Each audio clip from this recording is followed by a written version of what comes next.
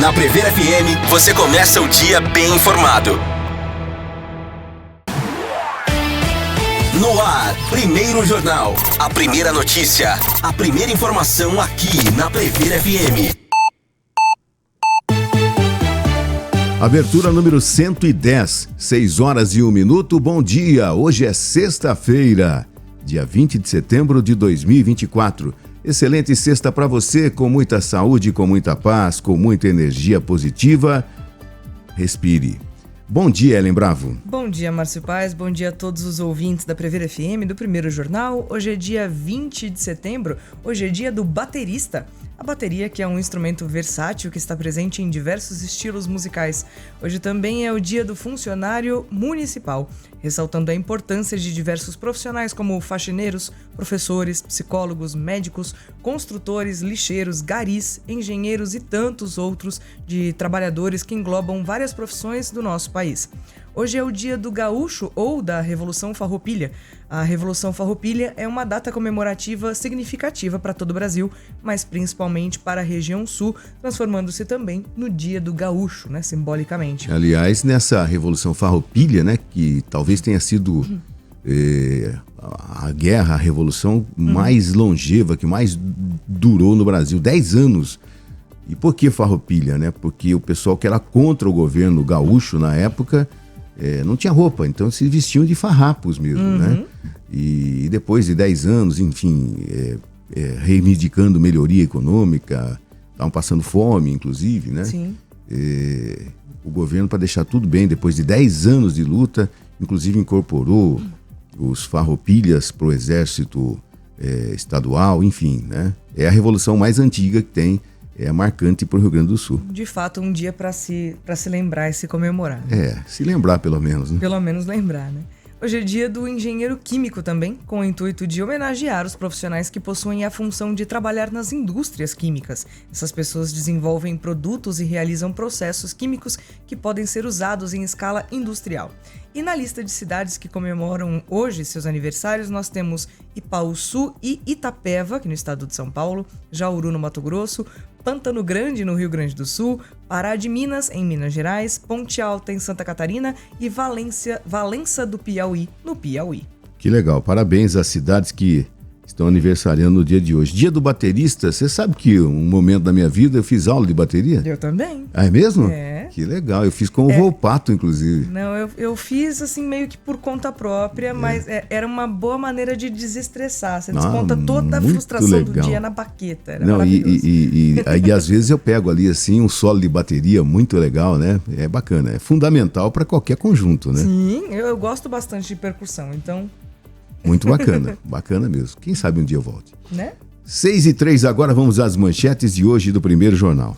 Rodovias do Tietê interdita a alça da rodovia João Hipólito Martins. Moraes multa X e Starlink em 5 milhões de reais por truque que driblou o bloqueio à rede social no Brasil. Lula defende decisão técnica sobre horário de verão. Edmundo Gonzalez assinou carta acatando vitória de Maduro e diz ter sido chantageado. Mega incêndios na Amazônia aceleram chance de colapso do bioma. No quadro Harmonize com Homero Cordeiro, o prato a ser harmonizado é a carne de cordeiro. E a entrevista de hoje é com o escultor Pedro César. Que legal, hein, gente? Tem muita coisa boa para acontecer hoje no Primeiro Jornal. E vamos saber como vai ficar a previsão do tempo para esta sexta-feira com Juliana Marques. Bom dia, Juliana. Bom dia. Hoje em Botucatu haverá sol com algumas nuvens durante o dia e períodos de céu nublado. A temperatura mínima é de 17 graus e a máxima é de 34 graus. Esquentou, hein? Vocês separaram que hoje já estava bem mais quente. Cadê o casaquinho? Ninguém tá aqui. Ninguém. Eu tô, mas é porque eu sou meio friorenta com ar-condicionado mesmo. Meu nariz não gosta, então é melhor proteger. Tá certo. E o final de semana terá previsão semelhante. No entanto, sábado será um pouco menos quente, com máxima de 29 graus. Não há previsão de chuva para nenhum dia. E a formação de uma nova frente fria no sul do país trará tempo instável e tempestades ao longo dos próximos dias. O Instituto Nacional de Meteorologia, o INMET, publicou um aviso para a região sul. As chuvas podem atingir volumes de até 100 milímetros por dia, formar rajadas de ventos intensas de até 100 km por hora e ocasionar queda de granizo. Entre a noite de sexta e a madrugada de sábado, a frente fria estará passando pelo norte do Paraná e finalmente seguirá em direção a São Paulo, estado que já foi atingido por uma frente fria ao longo do último final de semana. Essa frente fria, que vai avançar pelo sudeste no fim de semana, terá uma abrangência maior do que a frente anterior, causando chuvas um pouco mais expressivas. Ao longo do sábado, o sistema formará nebulosidade em todo São Paulo, no Rio de Janeiro e em parte de Minas Gerais, e as chuvas atingirão o estado paulista de maneira mais ampla. Embora essa frente fria seja mais abrangente que a registrada no final de semana passado, ela ainda não será capaz de romper o bloqueio que impede com que chuvas se formem na região central do país, inclusive no Alto Parnaíba e no noroeste de Minas Gerais. Na sequência de sua passagem, o sistema traz uma nova queda nas temperaturas, especialmente para o leste e litoral paulista, para o território fluminense e também para o sul mineiro, que, embora não seja tão expressiva, será capaz de aliviar o calor que atinge essas regiões. No entanto, seu avanço sinaliza um enfraquecimento da situação, que pode ser finalmente quebrada em outubro, com o retorno das chuvas e a tão aguardada resolução da seca histórica, que neste momento aflige 70% dos municípios brasileiros. E somado a tudo isso que a Juliana falou, no domingo, às 9h44, oficialmente começa a primavera. Verdade. Olha só. E falando de frio e de chuva é normal na primavera, né? Uhum. Mas no domingo, 9h44, a primavera. Que não sei se vai ser inverno, se vai ser verão. Na segunda-feira a gente traz todas as informações sobre o que esperar dessa primavera. Verdade, muita coisa. Laninha será vem. Que dá pra prever o que esperar? Laninha vem, olha aí, gente. Então, tem muita coisa. Quer dizer, eu acho que a previsão do tempo nunca foi tão importante como nos tempos atuais, né? Verdade. Aliás, que as autoridades do mundo se preocupem com o tempo, né? Cada vez mais, que o tempo significa a nossa sobrevivência, a sobrevivência da raça humana. Verdade. E as catástrofes estão acontecendo em qualquer parte do mundo. Qualquer parte do mundo, né? Eu acho que o planeta tá aí querendo se livrar da gente. E acho que faz tempo, né? A gente não soube cuidar, né? Pegar de volta, né? Verdade. 6h08, agora vamos àquela notícia inusitada, aquela notícia curiosa. Homem descobre que um ratinho é o responsável por organizar sua oficina todas as noites. Quando os objetos de sua oficina começaram a ser secretamente organizados durante a noite, Rodney Holbrook decidiu investigar a raiz do mistério. Para isso, o fotógrafo de vida selvagem e carteiro aposentado instalou uma câmera noturna e teve uma agradável surpresa ao descobrir que o responsável pela organização era um ratinho. Em cenas surpreendentes, o ratinho pegava prendedores de roupa, chaves de fenda, rolhas, porcas e parafusos, colocando-os um a um em uma caixinha. Nem mesmo os objetos mais difíceis pareciam intimidá-lo, carregando abraçadeiras 3 vezes o seu tamanho. O Sr. Holbrook conta que isso vem acontecendo praticamente todas as noites há cerca de 2 meses. No começo, percebi que parte da comida que estava deixando para os pássaros estava indo para parar em alguns sapatos velhos que eu guardava na oficina. Então instalei uma câmera. Não pude acreditar quando vi que o rato estava arrumando. Ele movia todo tipo de coisa para a caixa, pedaços de plástico, porcas e parafusos. Não me preocupo mais em arrumar agora, pois sei que ele cuidará disso, compartilhou o homem. Apesar de serem animais fascinantes, os ratos ainda são vítimas de muito preconceito e crueldade. Se a gente tiver as imagens, não tem como soltar, acho que não, né? Não tem. Mas é impressionante essas imagens do ratinho, né, com uma câmera especial, ele guardando tudo numa caixinha. Olha, e a gente tava comentando aqui hoje de manhã, né? Imagina esse ratinho todo dia falar de novo, sobrou pra mim arrumar tudo. Ele deixou tudo fora do lugar, tudo eu nessa casa. E aqui também, antes de começar o primeiro jornal, a gente comentava, né? Fez lembrar o senhor Jingle, né? Da Espera de um Milagre, aquele ratinho no corredor da morte lá, né? Verdade. Que empurrava os carretéis, enfim, né? Uhum. Muito legal. Se você tiver a oportunidade, pesquise a respeito desse ratinho que organiza numa oficina todas as noites, organiza o material da oficina, Sim. Que é muito legal. As imagens são muito legais, as imagens desse ratinho. 6h10. Esporte.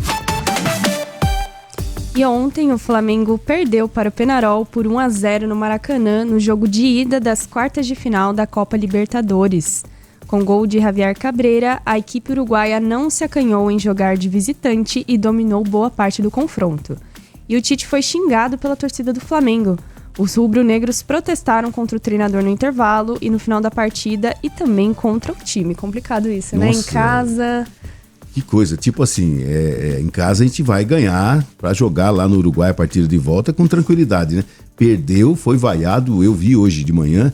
Gente, impressionante. E foi uma surpresa, né? Foi uma surpresa, mas o Flamengo não vem jogando bem, né? Tem muitos jogadores machucados, aí o Tite já tá reclamando da sequência de jogos, enfim. Quando tá ganhando, ninguém reclama de nada, né? Uma beleza tal, né? Começou a perder, a torcida tá impaciente com o Tite. Eu, particularmente, fiquei impaciente 2 Copas do Mundo com o Tite, né? Que bom que ele esteja dirigindo o Flamengo. A torcida cobra, né? É isso. E além disso, o Santos venceu o Botafogo de Ribeirão Preto por 1-0 nessa quinta-feira, no estádio Santa Cruz, em Ribeirão Preto, pela 27ª rodada da Série B do Campeonato Brasileiro. Juliano foi autor do gol da partida. Com o resultado, o Botafogo segue na 14ª colocação com 30 pontos, enquanto o time da Vila Belmiro é vice-líder com 49, apenas 1 de desvantagem para o líder Novo Horizontino. Você sabe que eu vi o gol também do Santos, eu acho que houve uma ajudinha gigantesca do juiz nesse gol, porque o goleiro do Botafogo de Ribeirão Preto, ele saiu mal, né? Tocou pro zagueiro, o zagueiro perdeu a bola e o Juliano dos Santos, ele literalmente empurrou, ele fez falta no defensor do Botafogo. O VAR não deu nada, o juiz não deu nada, fez o gol e o Santos volta à vice-liderança da Série B. Olha só. E nesse final, também ontem, pelo mesmo placar, a Ponte Preta venceu o CRB no Rei Pelé. Agora vamos falar do Brasileirão no final de semana. A gente não teve jogos ao longo dessa semana. A expectativa é para muito futebol nesse final de semana, na rodada do Brasileirão. No sábado, o Corinthians abre a rodada contra o Atlético Goianiense em Itaquera. O Corinthians foi derrotado pelo Botafogo na última rodada e segue na zona de rebaixamento do Brasileirão, com 25 pontos. Mas com uma boa notícia no meio da semana, que foi a vitória sobre o Fortaleza neste meio de semana pelas quartas de final da Copa Sul-Americana e com chances de mais umas neste sábado, a estreia de Memphis Depay. É esperado que o holandês faça sua estreia neste sábado, mas ainda sem definir se começará a partida ou se estará no banco. Muito aguardado isso, né? Muito aguardado. E outra coisa, o Corinthians está deixando porque o Atlético Goianiense é o lanterna do campeonato. Então a chance de ganhar do holandês ter a festa dele certinha, bonitinha e tal, com uma vitória é muito grande. Mas ainda não é certo se vai ter a estreia mesmo. Né? Vamos aguardar. O Vitória joga contra o Juventude, na Bahia. O Fluminense recebe o líder Botafogo no Maracanã em noite de clássico carioca. O Fortaleza tenta reabilitar a boa fase jogando contra o Bahia no Castelão. Já no domingo, o Atlético Mineiro joga contra o Red Bull Bragantino em Minas. E o Palmeiras vai ao Mané Garrincha para enfrentar o Vasco.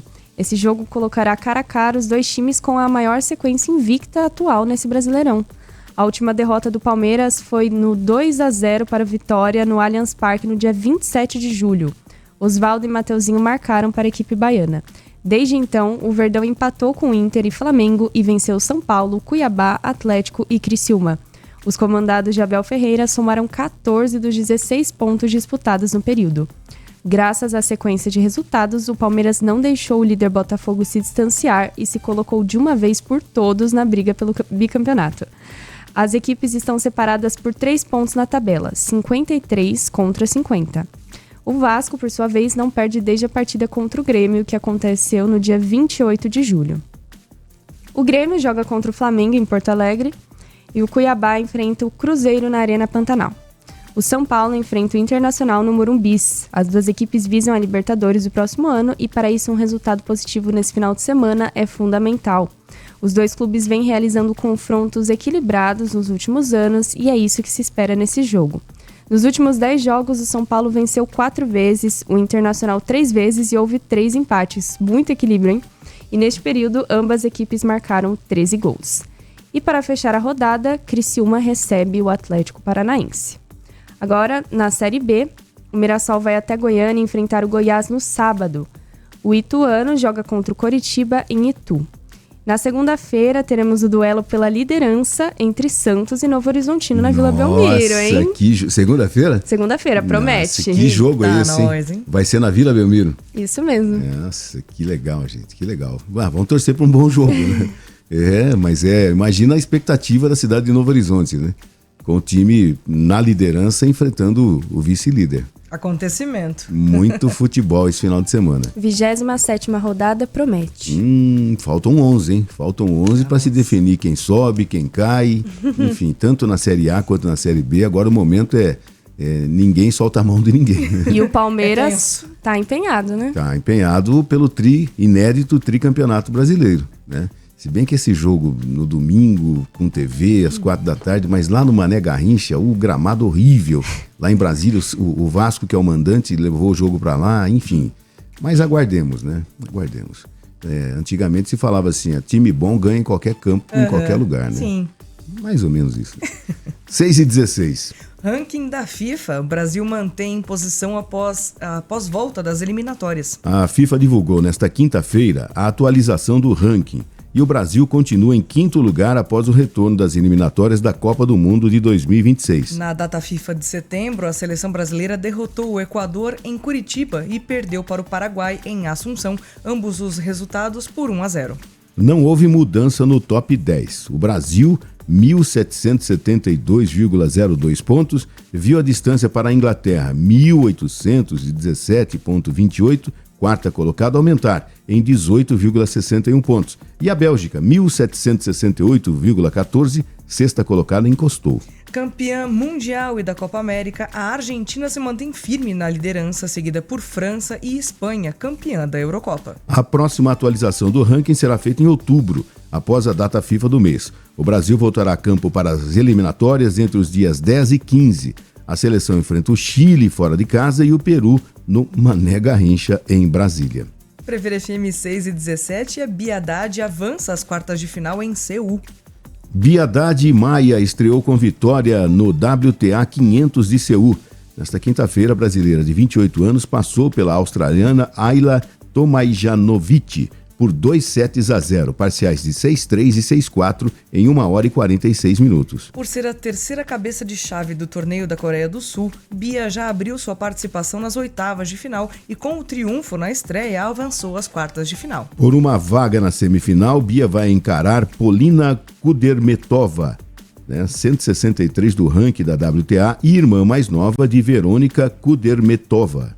Vai ser o primeiro confronto entre a número 17 do mundo e a russa de 21 anos, que entrou na chave principal de Seul como look loser, mas despachou nas oitavas de final a compatriota Ekaterina Alexandrova, sétima cabeça de chave. Na partida desta quinta, Bia dominou Tomajanovic, atual número 122 do mundo, que joga com ranking protegido por ter passado por uma cirurgia, com ranking protegido, é isso? Por ter passado uma cirurgia em fevereiro. A brasileira conseguiu a primeira quebra no quarto game e manteve a vantagem para fechar o primeiro set em 6-3. A australiana reverteu um 0-40 no primeiro game do segundo set, mas depois Bia deslanchou vencendo 5 games seguidos. Tomajanovic devolveu uma das duas quebras, mas a brasileira confirmou o favoritismo 6-4. É legal, né? E a Bia, ela empolga e daí agora sim a coisa acontece alguma coisa, né? Mas a gente vai continuar torcendo porque faz muito tempo que a gente não tem um destaque no tênis mundial, né? É verdade. E a Bia é um destaque e realmente vamos torcer para que ela chegue ao topo mesmo, né? E que ela inspire outras jogadoras também. Não tenha dúvida. 6h19. E aí para o nosso primeiro intervalo? Vamos lá. Lembrando que ainda hoje vão ter o Pedro César, escultor, na entrevista depois das 7h20 da manhã aqui no Primeiro Jornal. Tem Harmonize com o Homero Cordeiro, tem as informações locais, tem muita coisa para acontecer no Primeiro Jornal que vai pro intervalo. E a gente já tem bom dia aqui no WhatsApp, tá? Bom dia, Ellen, Juliane e Márcio. Eu desejo bom final de semana para vocês e graças a Deus hoje é sexta-feira. Michel. Alô, Michel. Um grande abraço a você e bom dia. E outro dia a gente comentou aqui das fornadas do pessoal fazendo, né? Sim. E o Leonardo falou, já deve estar na quarta, ele tinha feito 3 fornadas, né? É verdade. Você imagina, não é fácil a vida de um padeiro, não, né? Nossa, é corrido, né? Deve chegar numa padaria tipo 3 horas da manhã, mais ou menos, e vão fazer pão e vão fazer, e que legal. É por isso que você chega na padaria, e tá, né? Aquele cheirinho maravilhoso cheirinho de pão saindo quentinho. do forno. Vamos pro intervalo, já nós voltamos. A sua cidade no Primeiro Jornal. Agora 6 horas e 24 minutos e Botucatu recebe 32 novos policiais civis para reforçar a segurança local. Na manhã dessa quinta-feira, a Delegacia Seccional de Botucatu recebeu os novos policiais civis que na última semana concluíram seus cursos de formação. Os novos servidores foram designados para atuar em diversas unidades do município na área de abrangência da Seccional de Botucatu, reforçando a segurança local. O evento de boas-vindas foi marcado pela integração e celebração do início de suas carreiras na Polícia Civil. A expectativa é que esses profissionais contribuam significativamente para a segurança da comunidade e atendimento nos plantões e demais unidades policiais. Estiveram presentes o delegado seccional Dr. Lourenço Talamonte Neto, os delegados assistentes e chefes dos escrivães e investigadores Dr. Geraldo Franco, doutora Simone e Dr. Paulo Buchinani. Ao todo, são 28 novos policiais civis, escrivães e investigadores de polícia e 4 médicos legistas. Muito legal, sejam bem-vindos, né? Principalmente na questão de médico legista, né? A doutora Débora, né, quando nós entrevistamos, né? Falando realmente da batalha árdua, né? Que estava sozinha já há algum tempo. É bom né? esse reforço, né? Não entendo? Bem-vindos. 6h25. A ação de saúde pública em Vitoriana faz mais de 1.200 atendimentos. Nos dias 10, 11 e 12 de setembro de 2024, a Faculdade de Medicina Veterinária e Zootecnia da Unesp, campus de Botucatu, em parceria com a Vigilância Ambiental em Saúde da Secretaria Municipal de Saúde de Botucatu, realizou sua terceira ação de saúde pública veterinária no distrito de Vitoriana. A atividade integrante da disciplina de Planejamento de Saúde Animal e Medicina Veterinária Preventiva, oferecida ao 4º ano do curso de Medicina Veterinária da FMVZ, a ação teve o objetivo de levar informações e serviços direcionados à comunidade sobre cuidados básicos com os animais e a prevenção de doenças importantes. As atividades aconteceram na praça ao lado da Unidade de Saúde da Família de Vitoriana, onde foram instaladas ilhas para atendimento da população com as seguintes atividades. Vacinação de cães e gatos contra a raiva, foram 150 senhas por dia. Cadastro para castração de cães e gatos. Coleta de sangue de cães para diagnóstico de doenças de interesse em saúde pública. Microchipagem de cães e gatos. Informações médico-veterinárias gerais. Informações sobre animais peçonhentos com a equipe do CEVAP. Além de uma ilha de ciências com informações sobre a prevenção de acidentes com escorpiões e informações sobre dengue, febre europost e monkeypox. Durante a terceira ação de saúde pública veterinária foram realizados 1.216 atendimentos, entre microchipagem, vacinação contra a raiva, colheita de sangue e cadastro para castração, além dos atendimentos na Ilha de Ciências. Durante os 3 dias do evento foram realizadas 243 microchipagens, 328 vacinações, 142 colheitas de sangue, 180 atendimentos na Ilha de Ciências e 97 castrados para o programa de castração da Prefeitura Municipal de Botucatu. Muito legal, parabéns. Então foi pleno êxito, né? Essa terceira ação aí. Parabéns ao pessoal que inclusive passou por aqui na entrevista, né? E o ano que vem, em outro local, uma ação como essa vai acontecer. 6h27. Prefeitura comunica a obra de recapeamento asfáltico. A Prefeitura de Botucatu comunica que desde ontem está sendo feita a obra de recapeamento asfáltico na rua Visconde do Rio Branco, entre as ruas Amando de Barros e Avenida Dom Lúcio. O trabalho foi executado nesta quinta-feira em 2 etapas. No período da manhã, foi no trecho entre as ruas Amando de Barros e João Passos, e no período da tarde, entre as ruas João Passos e Cardoso de Almeida. Hoje, sexta-feira, dia 20, o recap avançará até a Avenida Dom Lúcio, também em 2 etapas. Período da manhã será no trecho entre as ruas Cardoso de Almeida e General Teles. No período da tarde será entre a General Teles e a Avenida Dom Lúcio. O transporte coletivo sofrerá alterações durante a execução do recap. O trajeto será desviado para a Rua Prudente de Moraes, retornando à rota tradicional a partir da Avenida Dom Lúcio. 6h28, Rodovias do Tietê interdita a alça da rodovia João Hipólito Martins em Botucatu. A Rodovias do Tietê, concessionária responsável pela administração do corredor leste da rodovia Marechal Rondon, realizará o fechamento da alça de acesso localizada no quilômetro 19+700 da rodovia Professor João Hipólito Martins, ASP 209, aqui em Botucatu, nesta sexta-feira, dia 20. A interdição é necessária para a execução de obras de pavimentação e implantação de sinalização na alça que faz parte do complexo Botucatu, da interligação das rodovias SP-209 e Marechal Rondon SP-300. Durante o período de interdição, os motoristas deverão utilizar o retorno localizado no quilômetro 17 mais 200 como alternativa. A operação será monitorada pelas câmeras do Centro de Controle Operacional das Rodovias do Tietê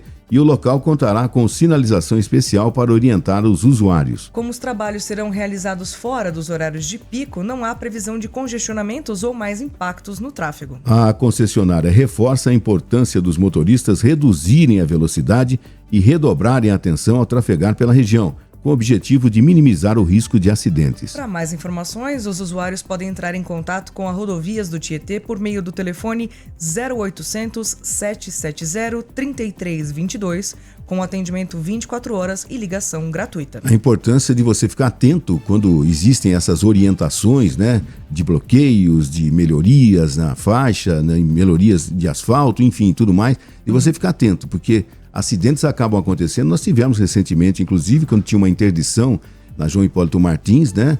De um caminhão que não conseguiu frear, bateu no outro, derrubou, inclusive, um trabalhador, né, do viaduto e que acabou falecendo. Enfim, tem que ficar atento mesmo. A gente tem que ficar atento o tempo todo no trânsito, né? Na via urbana ou nas estradas, enfim. Mas o uso do celular, do aparelho de celular, é impressionante. E é uma coisa que causa muito acidente. Nossa. E as pessoas continuam usando. Muitas usam por causa do GPS, por exemplo, mas a maioria usa para falar, mandar mensagem no WhatsApp ou mesmo em ligação, aí acaba atrapalhando a atenção do motorista, realmente. Outro dia eu vi, né, eu tava num determinado local tal, e a pessoa entra no carro, liga o celular e liga o carro. Não dá para terminar a ligação e depois ligar o carro? Né? E outra coisa, motociclistas usando o celular e com a moto em movimento. Sim, já vi muito Sabe, isso gente, também. o que está acontecendo, né? Então, quer dizer, se você for fazer um comparativo, né, um percentual de acidentes acontece por uso do celular, é muito grande. Verdade. É muito grande. E as pessoas acham que o celular agora faz parte do seu dia a dia. Uma extensão do corpo até, para algumas pessoas. Uma extensão do corpo. E essa é a terminologia melhor. Mas assim, tem que tomar cuidado, gente. Tomar cuidado, porque um segundo de distração e custa. Fica parado mais um pouquinho, depois você usa o celular. Essa mensagem não é importante. A sua vida e a de outras pessoas é mais importante. Como eu já ouvi uma vez, mais vale perder 1 minuto da vida do que a vida em 1 minuto, né? É isso Então, mesmo. espera. Continua valendo esse ditado. 6h31 e vamos à agenda do final de semana? Qual a agenda pro fim de semana? O Primeiro Jornal te dá boas dicas. Hoje, às 19 horas, o Cine Teatro exibe Os Caras Malvados, na sede do CCRJ. No sábado, às 16 horas, tem Teclas Jazz Duo. Às 16 horas, pela Musitour, com Ismael Gomes e Adriano Soares, na Estação Rubião Júnior. E às 17 horas, acontece a oficina Trabalhos Manuais e Narrativas Cênicas, com Vanessa Petrocari, na Associação Arte e Convívio, com inscrições pelo número 19 98 328 1058. Ainda no sábado, às 17h30, a Musitour traz Jazz Standards com Lucas Fabris e Rodrigo Pinheiro na Estação Rubião Júnior. Às 16 horas, tem o filme Tropa de Elite, exibido pelo Cine Itinerante no Estádio Severino de Almeida, Rua José Treviso, 248. O domingo começa cedinho com a Musitour apresentando Joaninha Musical, Chorinho com Joana Barbosa, no Mercado Municipal, Rua Rangel Pestana, sem número. Com direção de Maurício Canguçu e texto de Júnior de Souza, a comédia romântica As Loucuras do Meu Anjo, com Beatriz Campos e Bernardo Filaretti, será reapresentada no dia 20 de setembro. A entrada é gratuita, com a entrega de 1 quilo de alimento não perecível. E a Bia, inclusive, já esteve aqui para falar, né? Verdade. Esteve aqui, mandou áudio ontem convidando o pessoal. Sim. E é hoje, então É hoje. fique esperto. Quase já, que certeza, 99% que estaremos lá hoje. Olha lá. Assistir. Aí. E a Festa da Tainha, organizada pela Associação Fraternal Pelicano, terá sua 16ª edição no dia 21 de setembro, amanhã, no Espaço Daruma, na rodovia Gastão Del Farra, quilômetro 7,5, Jardim Aeroporto. E tem cinema também? Será que os filmes deram uma melhorada já, Juliana? Porque você tava reclamando que os filmes estavam meio chatos. Como é que você tá vendo o cinema agora? Olha, teve algumas estreias ontem, eu vou falar dessas estreias pra quem quer curtir uma novidade. Claro. Pegar um cineminha esse Sempre final é de bom, semana. né? Com certeza. O Suspense e Ligação Sombria com o ator Nicolas Cage. Pra quem gosta de Nicolas Cage, né? Um Oh. grande ator. Opa. Estreou nos cinemas nesta quinta-feira. No filme, o astro e Joel Kinnaman, de Robocop, protagonizam uma noite de terror psicológico e ação. O filme acompanha um motorista que se vê forçado a levar um passageiro misterioso sob a mira de uma arma.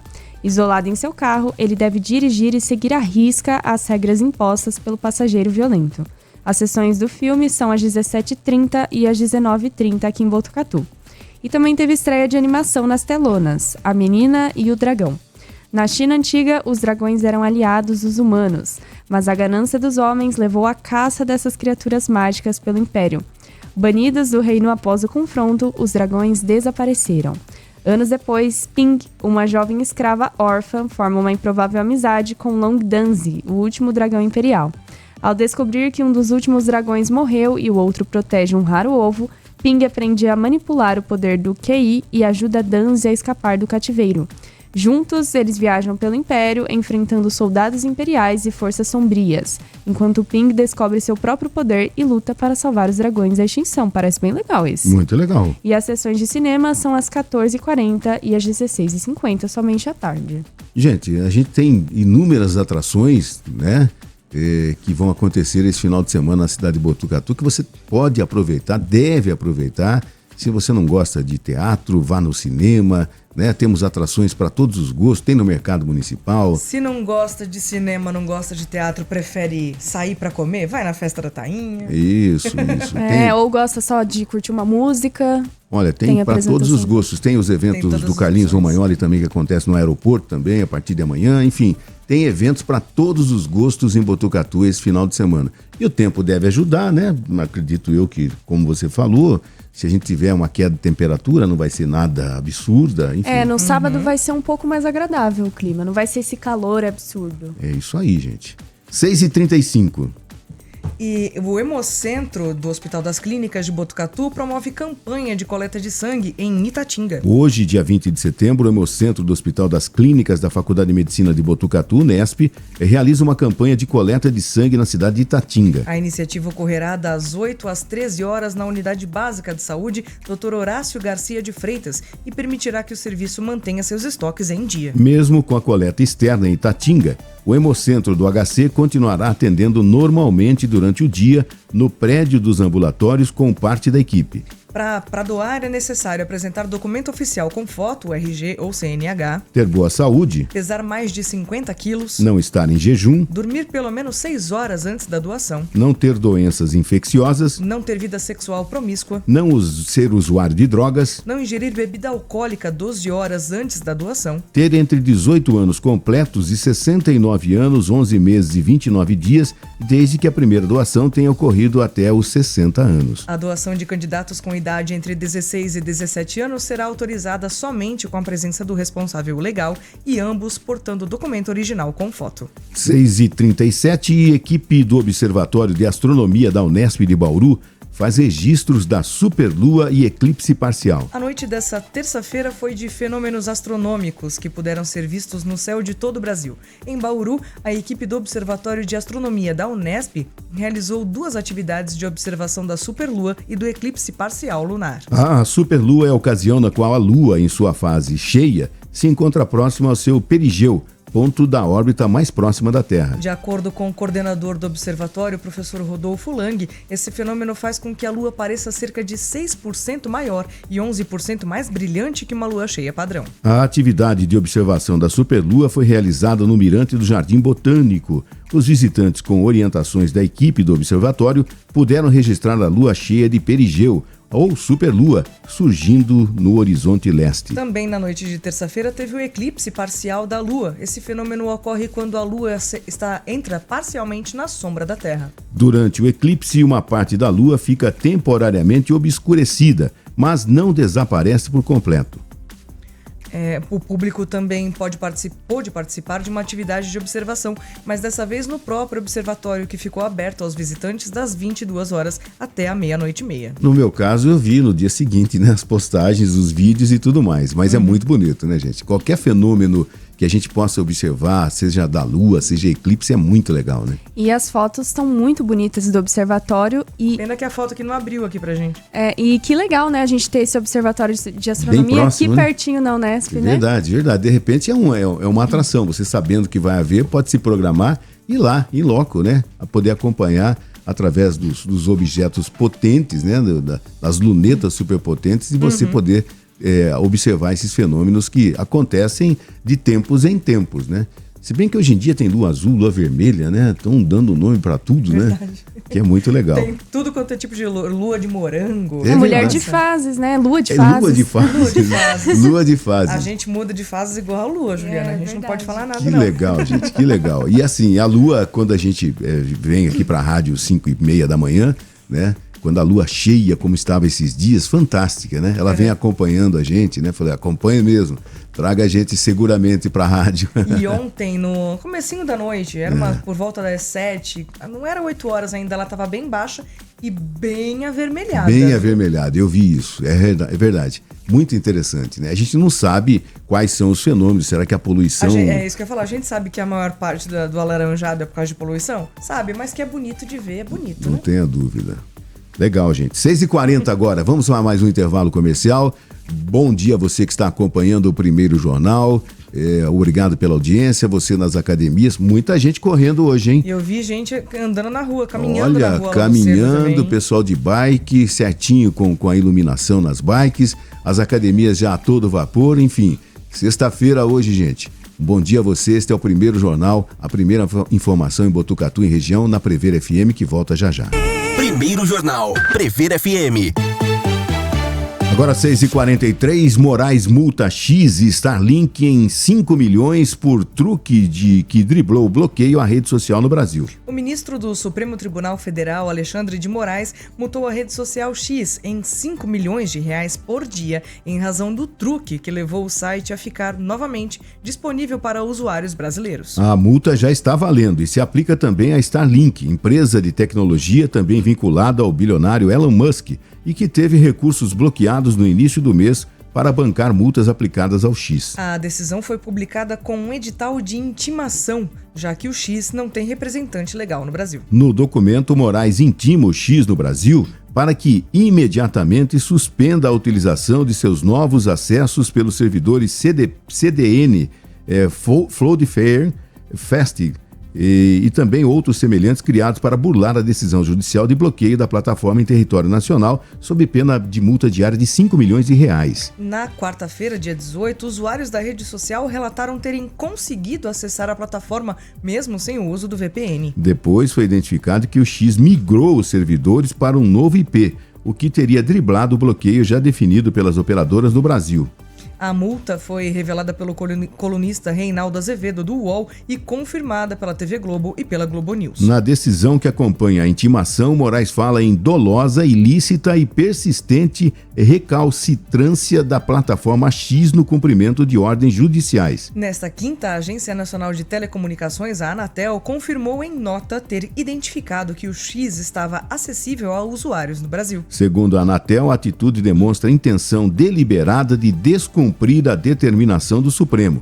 A agência afirmou também que novas tentativas de desrespeitar o bloqueio merecerão da agência as providências cabíveis. O X está bloqueado no Brasil desde o fim de agosto, após uma determinação do ministro Alexandre de Moraes. De acordo com a decisão, a suspensão vale até que a rede pague multas e indique um representante legal no país. O acesso dos brasileiros à rede social foi possível após a empresa do bilionário Elon Musk mudar seus servidores, dificultando o bloqueio pelas operadoras de internet.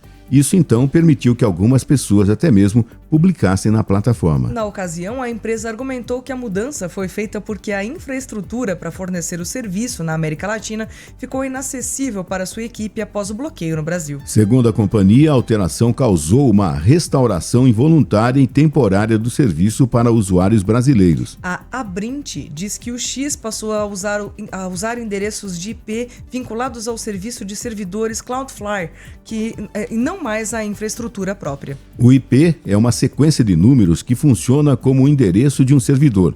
Na prática, ao digitar o endereço de um site, o navegador transforma o link em IP. A Cloudflare é uma empresa que fornece serviços e pode atuar como intermediário entre o serviço de um site e o usuário. Neste caso, esse serviço permitiu que o X se tornasse mais resistente contra o bloqueio. Ontem, aqui no intervalo do jornal, a gente comentava sobre isso, né, Ellen? Que algumas pessoas estavam conseguindo acessar o X. Sim, eu tinha visto algumas pessoas na Threads, né, do Instagram comentando, o Twitter voltou, é isso mesmo? Eu mesma não consegui acessar. Entendi. Então, não sei, não chegou aqui pra mim esse escape aí do X, não. Mas, mais uma vez, tentaram driblar, né, a fiscalização brasileira e tal, e o Xandão, né, ali, feito o cachorro perdigueiro, atento a tudo que acontece. E né? uma multa que é pra não repetir, né? 5 milhões por dia, né? Se bem que pro Elon Musk é nada isso, né? Mas aquela história, quem tem bastante não quer perder nada. Exatamente. Né? 6h47, brasileiro disputa prêmio internacional com foto das enchentes no Rio Grande do Sul. Um fotógrafo brasileiro está entre os finalistas do prêmio Standard Chartered Weather Photography of the Year 2024, uma das competições internacionais de fotografia climática e meteorológica mais prestigiadas do mundo. A fotografia Howingen, de Gerson Turelli, de Porto Alegre, foi selecionada por um painel de jurados e está entre as 25 finalistas do prêmio.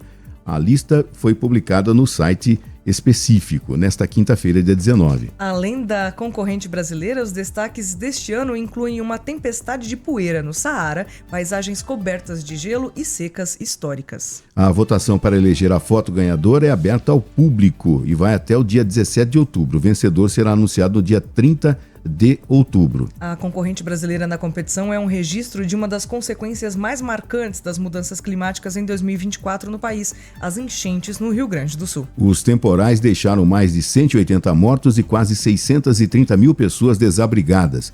A chuva forte no estado começou em 27 de abril e se estendeu por mais de 470 cidades. Na imagem, Turelli mostra o centro de Porto Alegre durante as inundações no estado. Na fotografia se destaca um jovem remando um caiaque em uma rua que se transformou em um rio no período. Com exclusividade para o Primeiro Jornal, Gerson revelou os bastidores do registro que realizou. No dia que eu fiz a foto, foi dia 6 de maio, acho que foi o primeiro dia em que não houve chuva, né, depois desse começo aí da inundação. Então eu fui até o centro de Porto Alegre, o centro histórico ali, né, mais especificamente. Não foi uma caminhada de mais de 1 hora, porque a gente não tinha ônibus funcionando, o trânsito de automóveis era restrito, precário. E eu fui fazendo um trajeto lá pelo centro histórico. Fiz algumas fotos. Não fiz muitas fotos, confesso que eu fiquei assim, consternado com o que eu vi. Na minha final de adolescência, assim, eu trabalhei no centro, trabalhei alguns anos no centro.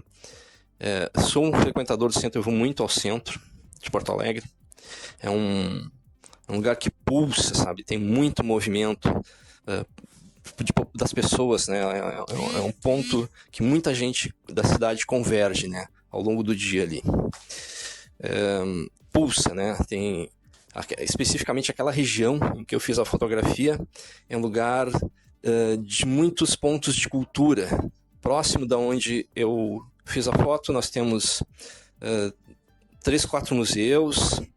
Eu estava ao lado de um museu, o outro lado era um shopping, ao mesmo tempo que tem áreas de comércio muito intenso, né? A Rua dos Andradas ali é naquele pedaço, ela é repleta de lancherias, restaurantes, em que tem muitas pessoas frequentam ao longo do dia e até início da noite, né?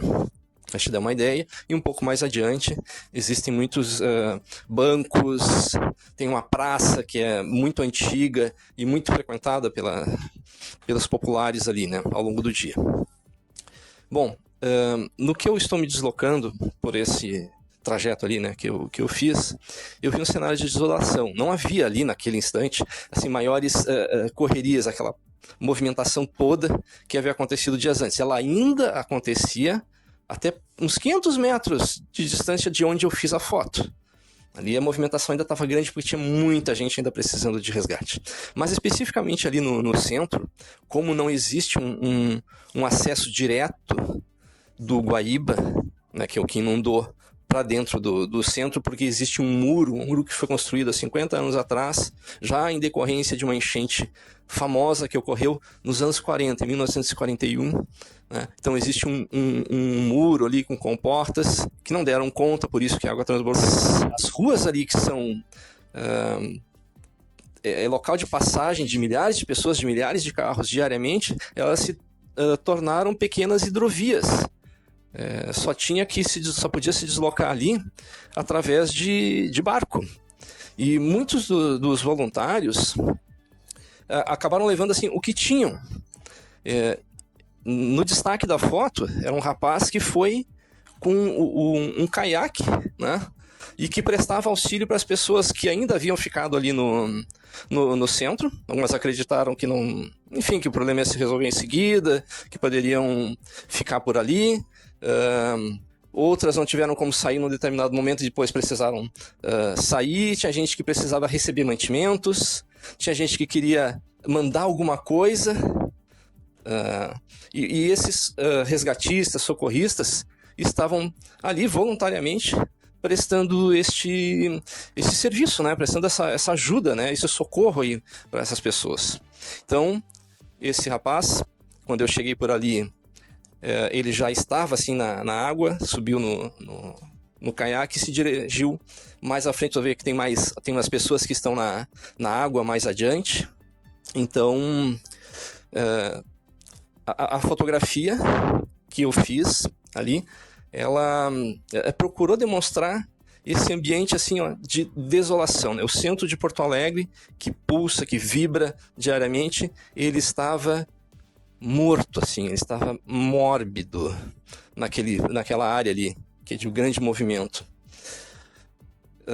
Então eu mostrei ali o cenário urbano, eu mostrei as ruas, né, que se tornaram hidrovias, e aquele rapaz solitário, né, naquele instante ali, ele estava sozinho naquele ponto, ajudando da maneira que era possível, né, colocando a sua vida em risco, disponibilizando o seu tempo, sua energia para poder ajudar as pessoas. Então foi basicamente isso aí que eu procurei registrar nessa fotografia.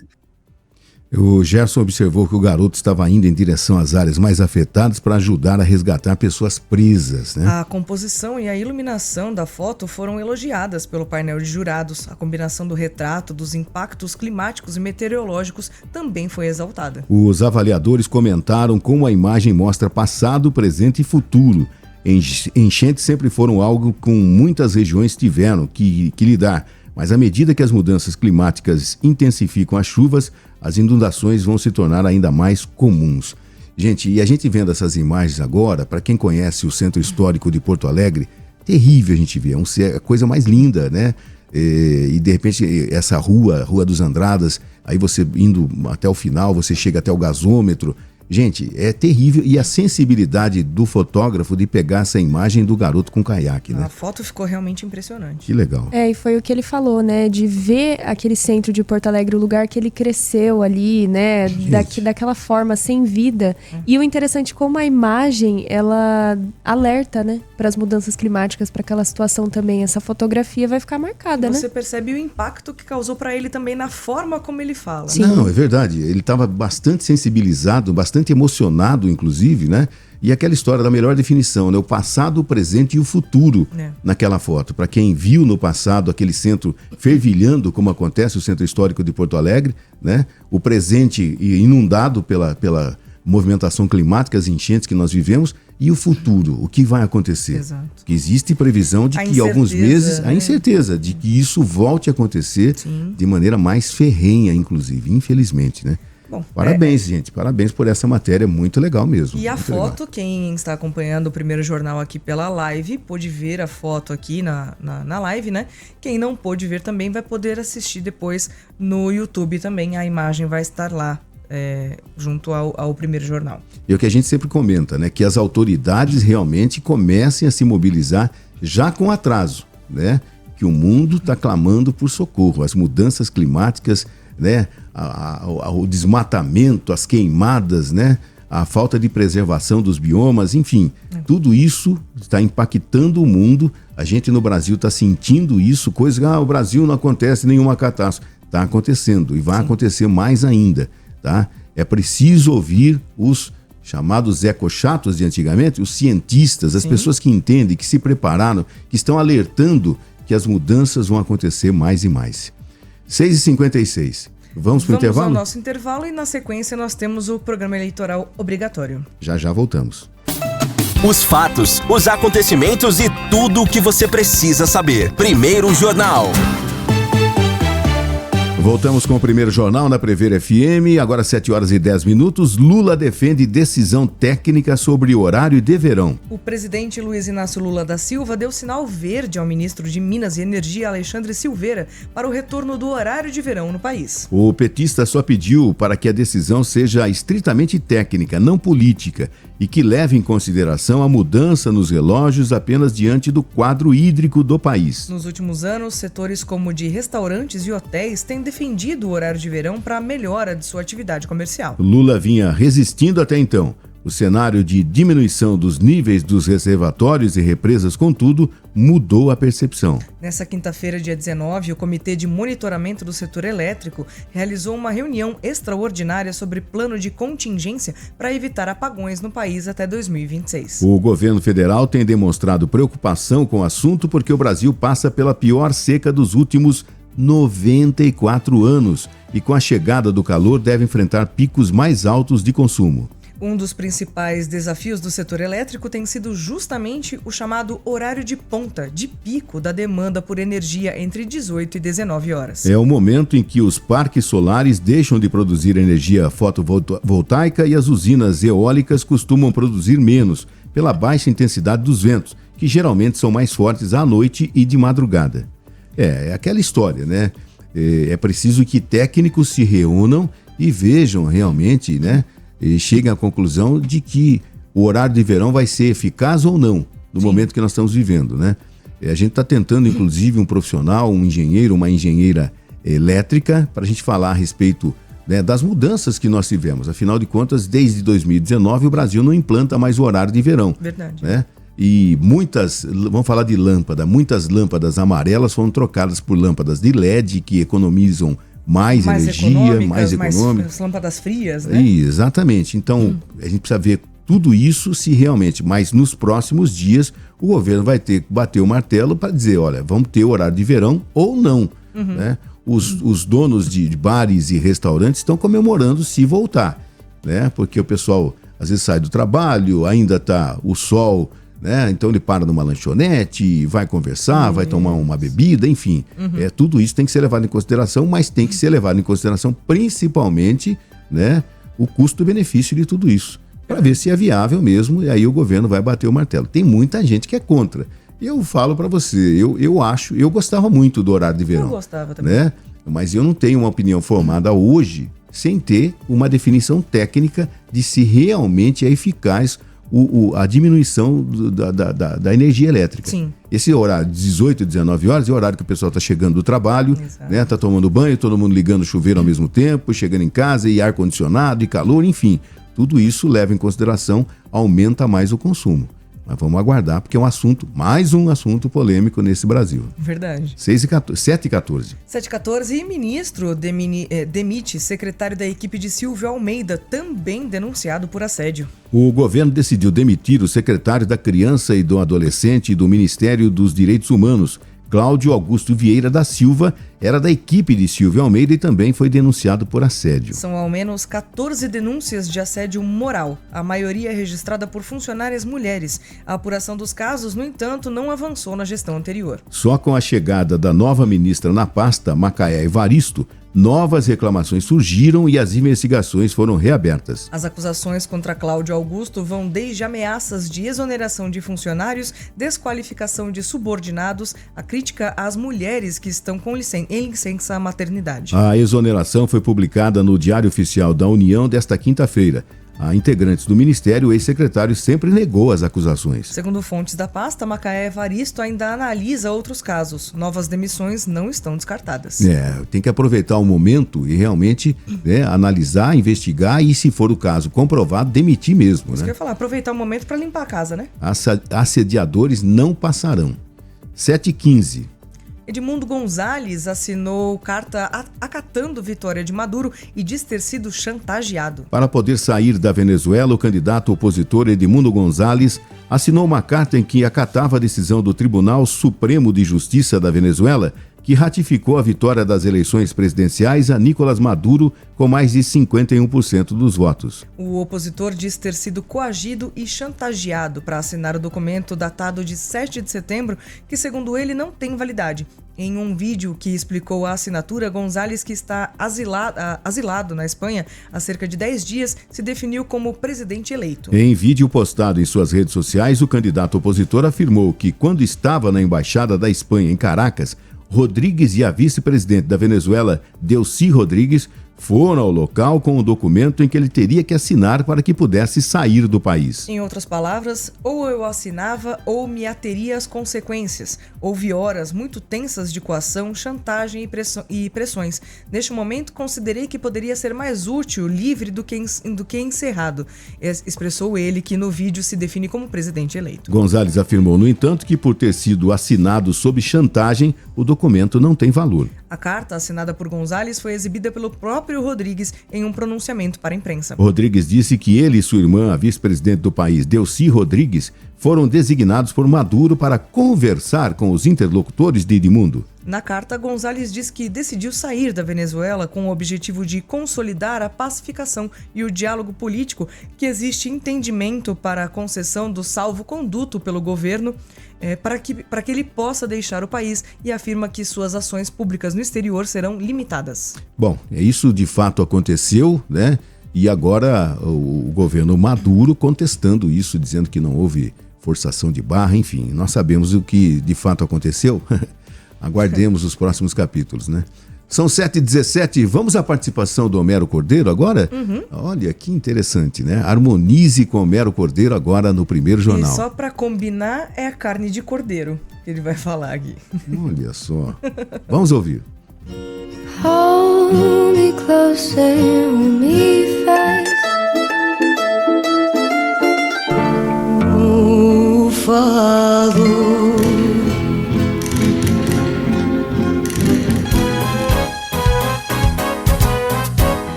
Oi pessoal, bom dia, eu sou Homero Cordeiro, da Adega para Todos, e nós vamos falar hoje de um prato que pode ser com prato, como pode ser na brasa, que para mim, cara, é uma das melhores carnes para consumir com vinho, que é o cordeiro. Você falar de uma paletinha na brasa, ele é muito simples de fazer. A minha receita é a paleta. A paleta é uma parte boa do cordeiro, porque ela é o ombro, ela é mais estreita. Você não precisa cortar, bota inteiro na brasa. Depois que ela queimar um pouco, você vai jogar aquele salzinho mais grosso, né? Um pouquinho do sal de parrilha. E eu uso um tablete de manteiga, que quando a carne já está queimadinha, mais douradinha, você tomba e a parte quente você esfrega o tablete de manteiga. Ele vai dar uma dourada na paleta. Um galinho de alecrim para queimar junto com o fogo, enfim. E então controla só a paletinha e vai virando ela com a manteiga. E para acompanhar naturalmente um bom vinho, eu recomendo aqui, se for brasileiro, o Syrah. O Syrah combina muito bem com a paleta. Se for do Chile, o Cabernet Sauvignon. Se for do Uruguai, o Taná. Se for da Argentina, o Malbec. Essa receita é muito simples. Mesmo o carrezinho de cordeiro segue as mesmas regras, né? Eu não gosto de deixar ele assim marinando em tempero. Eu prefiro botar o cordeiro fresco e depois o sal e a manteiga, se for necessário, para que ele dê mais uma dourada. E os vinhos é justamente um bocado do cordeiro, um gole aí do Syrah, mastiga bastante, ele sempre tem aquela capinha de gordura, né? Os cordeiros estão sendo muito precoces, aí ele vem normalmente mais magrinho, mas se ele for um pouquinho mais de idade, ele já tem uma capinha de gordura, que para mim ele é o ideal, porque ele soma sabor, ele ajuda com sabor. A gordura, cada dentada vai liberar toda a gordura, o tanino do vinho, enfim, vocês vão fazer uma prova sensacional. O cordeiro pode ser desde o pescoço até o rabinho dele lá, qualquer parte. A costelinha é uma parte bem gorda, que também de aperitivo, de entrada, é fantástico. Então hoje falamos de cordeiro na brasa, use o tinto sempre, na temperatura correta, naturalmente, e é uma prova que amigo e família, enfim, é uma prova deliciosa. Bons goles, bom apetite para todos. Você ouviu Primeiro Jornal Prever FM.